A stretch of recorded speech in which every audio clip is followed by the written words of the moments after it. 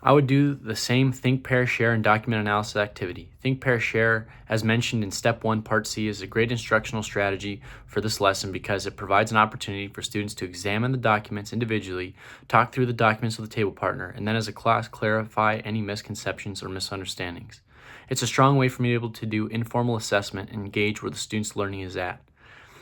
This is evident in Clip 2. This also ties in the whole class's assets as mentioned in Step 1, Part A.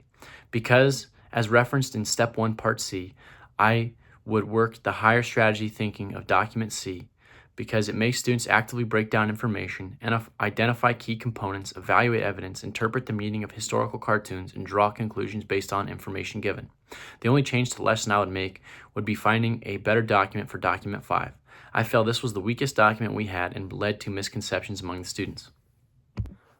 I would do the same instructional strategy of Think, Pair, Share for Focus Student 1, as he was successful in reaching the content learning goal and he built upon his prior knowledge of World War I and Paris Peace Conference. As mentioned in Step 1, Part C, the Think, Pair, Share activity was able to allow FS1 to be paired with a student who is a friend of his and is able to provide a comfortable learning environment for him to be successful. This also allows me an opportunity to walk around and clarify any misconceptions he may be having. The three-sentence quick write also helped him connect to prior knowledge along with the other three focus students. The ALD vocab helped preview key terms to the content learning goal as well as the other two focus students. I would do the same instructional strategies for focus student 2 as he was successful as well in reaching the content learning goal. As mentioned in Step 1, Part A, focus student 2 is a history fanatic and has a strong connection to world wars.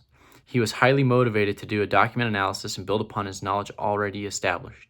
He was very excited and successful in this lesson. Focus student 3, I would do the same instructional strategies for to engage higher thinking and learning.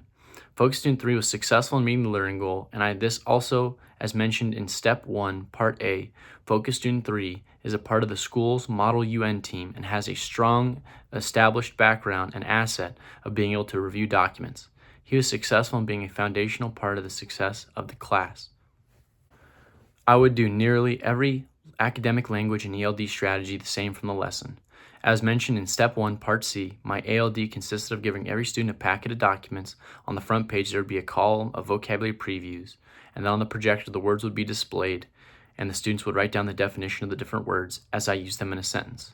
The reason that I would keep this the same is because the whole class was able to meet the ELD goal of ELD students will be able to discuss and support their thesis regarding the effectiveness of the Treaty of Versailles in a Think, Pair, Share setting as mentioned in Step 1, Part B.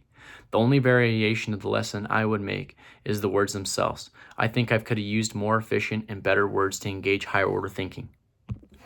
I would do the same academic and ELD lesson plan strategies for Focus Student 1, 2, and 3. I feel like Focus Student 1 was very successful as he worked towards meeting his Focus Student 1 ELD goal to increase his listening and writing LPAC scores to get him to a Level 3 moderately developed stage, as mentioned in Step 1, Part B. Focus Student 2 also was supported, as mentioned in Step 1, Part C, of my ALD vocabulary words to establish a strong understanding of the words of the lesson. I would not change any other strategies for the academic language development and ELD goals and strategies. For the whole class, I would affirm and validate students' cultural and linguistic backgrounds by doing a better job of addressing the specific backgrounds of our very diverse class. When talking about World War I and World War II, including how different cultures and communities were affected, validates students' backgrounds as they may be from those different countries. Students may have ancestors to those areas that provide a personal connection to those areas.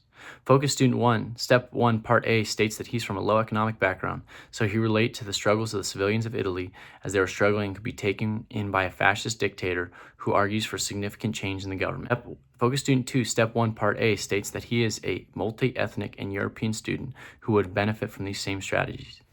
Focus Student 3, Step 1, Part A states that Focus Student 3 has a father born outside the United States from a fascist-leaning government of Spain. Allowing him the opportunity to share his dad's story might be a nice foundation to the start of the fascist unit and getting a first-hand experience of what the country was like. The next thing we'll be teaching is the transition into talking about the rise of fascist dictators. We will start talking about in Italy with Mussolini about how he used the Treaty of Versailles as a launching point, working off California State Standard 7.1, analyzing the rise, aggression, and human cost of totalitarian regimes. The three things we'd focus on is fascism being a military political movement emphasizing loyalty to the state, Italians being disappointed over the failures of the large territorial gains at the Paris Peace Conference, and rising inflation and unemployment contributing to social unrest across the country. Students will be able to, by the end of the lesson, understand the circumstances that led to the rise of fascism and Mussolini in Italy.